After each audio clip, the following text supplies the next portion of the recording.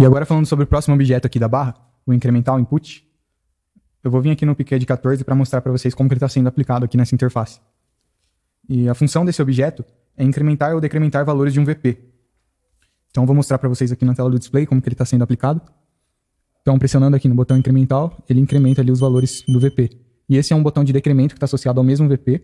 Então tocando aqui, os valores são decrementados. Então essa é a funcionalidade desse objeto.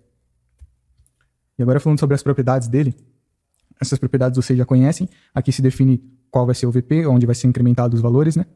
Aqui se define se vai ser um botão de incremento ou decremento, né? Se ele vai somar ou subtrair ali o valor de incremento no VP. Aqui se define qual é o valor de incremento, né? Qual vai ser a unidade ali a ser trabalhada. Aqui se define a faixa de valores máximo e mínimo, né? Para limitar ali a faixa que o usuário pode incrementar ou decrementar os valores. E essa propriedade continuous increment, ela serve para, vou mostrar aqui na tela do display, se você manter o dedo pressionado sobre o incremental, ele continua ali incrementando os valores continuamente, né? Se isso tivesse desativado, mesmo que você mantivesse o dedo pressionado ali, só ia ser incrementado uma unidade ali, né? Então, isso possibilita que o usuário mantenha o dedo pressionado ali, né? E ocorra esse incremento contínuo. Então, essa é a funcionalidade dessa propriedade. E a propriedade loop, se ela estiver ativada, quando for atingido o valor máximo aqui da faixa, o próximo incremento retorna para o valor mínimo, né? Então, ocorre aí um loop nos valores aí de incremento. E aqui a VP Mode é a mesma funcionalidade dos outros objetos, né? Que se determina o tamanho do valor. Então é para isso que serve o incremental input. O próximo objeto aqui da barra é o slider input. Então aqui no Picad 3 você pode observar um exemplo de aplicação dele na demonstração, né?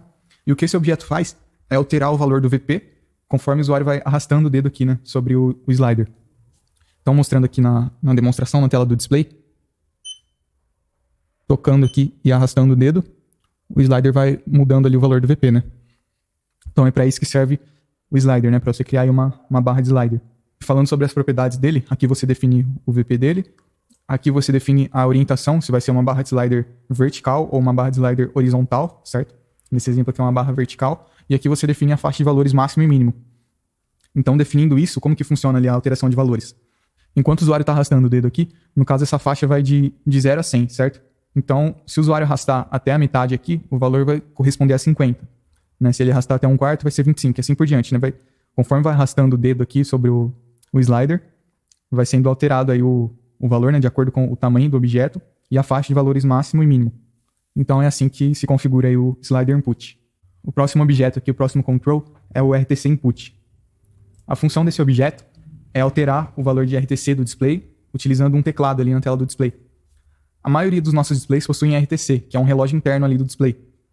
E esse relógio, ele trabalha com as informações de data e hora no display. Então, eu vou mostrar aqui para vocês um exemplo de aplicação do RTC na demonstração. Então, eu vou clicar aqui sobre o RTC Input. E aí, basta digitar aqui os valores de data e de hora no display. Então, vou colocar aqui meio-dia, por exemplo. Basta clicar em Enter. Beleza, já foi alterada a data e hora do display. Então, é para isso que serve o RTC Input. Existe um outro método também, tá, de alterar o valor do RTC, que é enviando o comando serial a partir do seu controlador. Então, se você quiser saber como funciona o comando serial para alterar o RTC, você pode acessar aqui também o Development Guide, e aí você pode conferir lá como que funciona o comando serial para alterar o RTC.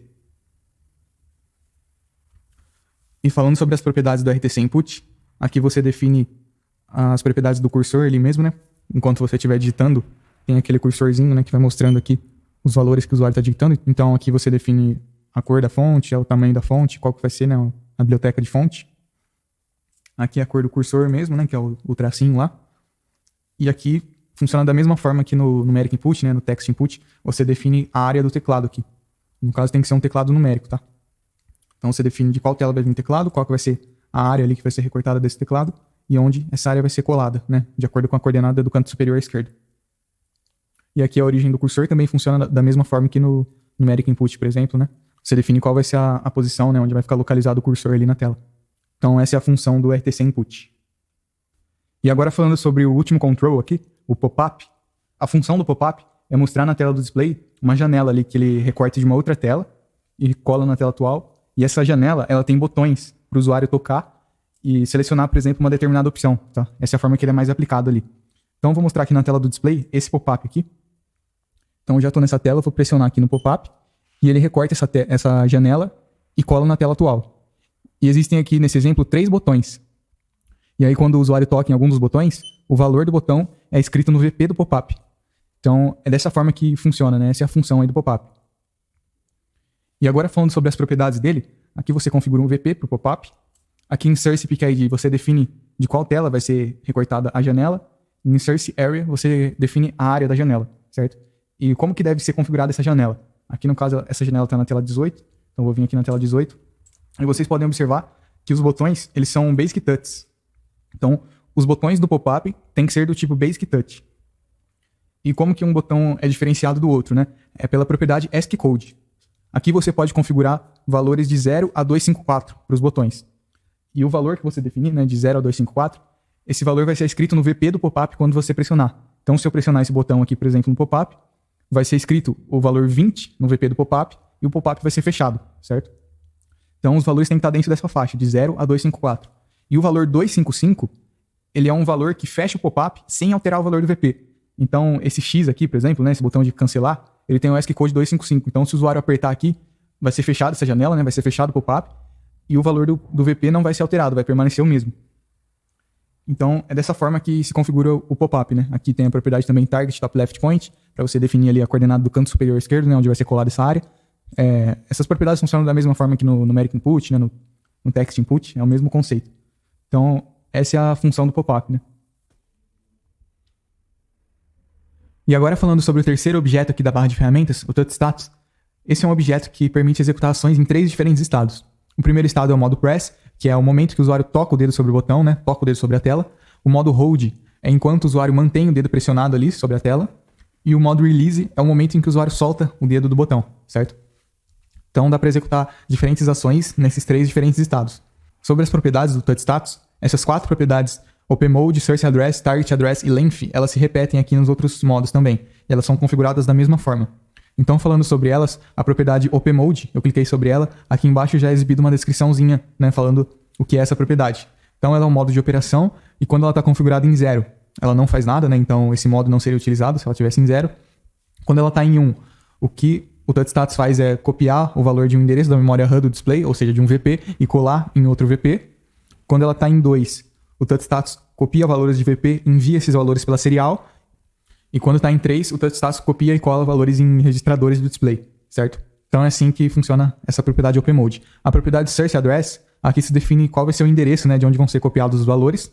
A Target Address, o endereço onde vão ser colados os valores, tá? No caso do modo 2 aqui, né, essa propriedade ela não é utilizada, tá? Porque os valores não são colados em nenhum lugar. Na verdade, os valores são enviados pela serial. Então, somente no modo 2 aqui, essa propriedade não é utilizada. E aqui no length se define o número de bytes que serão copiados, certo? Aqui no caso está definido em 2, né? Cada VP tem 2 bytes, então está sendo copiado o valor de um VP e está sendo colado em outro VP. Se essa propriedade tivesse definida em 4, por exemplo, seriam copiados os valores de 2 VPs, né?